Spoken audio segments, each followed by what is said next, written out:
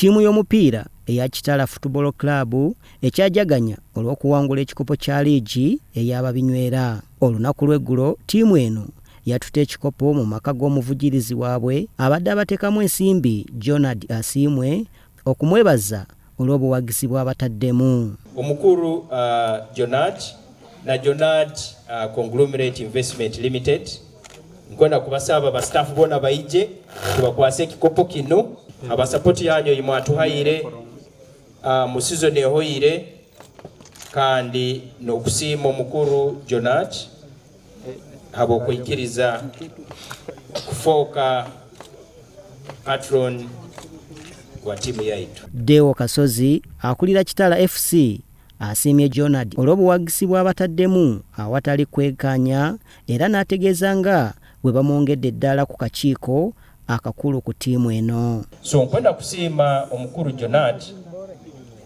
Asiimwe habw'okuikiriza kufooka executive patron wa Kitara Football Club.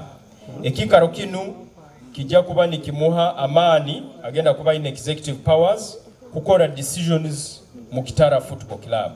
Jonad asiimye ttiimu eno olw'okufaayo ennyo n'etuuka ne ku buwanguzi buno n'ategeeza nti si wa kukoma okubateekamu ensimbi. Nyowe Kitara jagiteekamu ssente mpaka lasiti.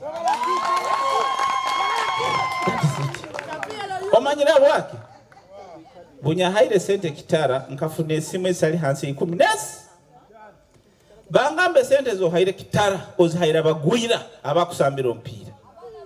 Esente zo wandituleteire hano nitukora kino kionka nyenkya obunyabayi nindi batali bata nindora Kitara vibe yeyina n'abantu kubakola business nyagaruka munyatera omusajja ogwesimu nyamugamba atokurorota ona kutunda obutisati ona kutunda emberenge ona kutunda ki.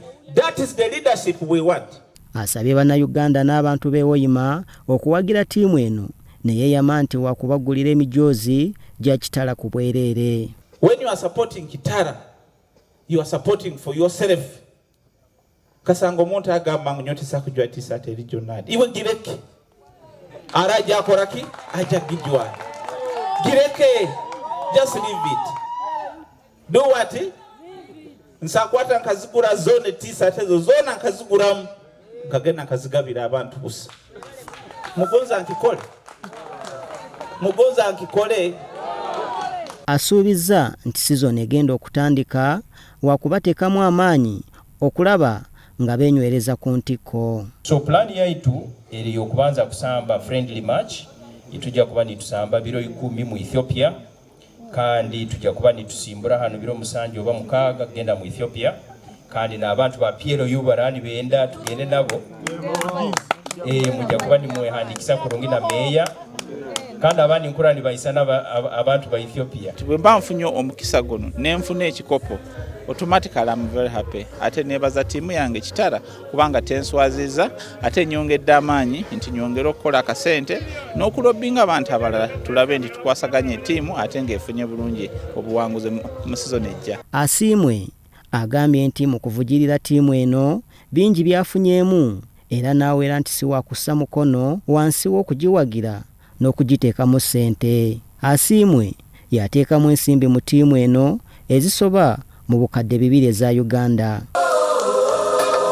Byatumwebaze Godfrey, Salt TV, Omunnyo.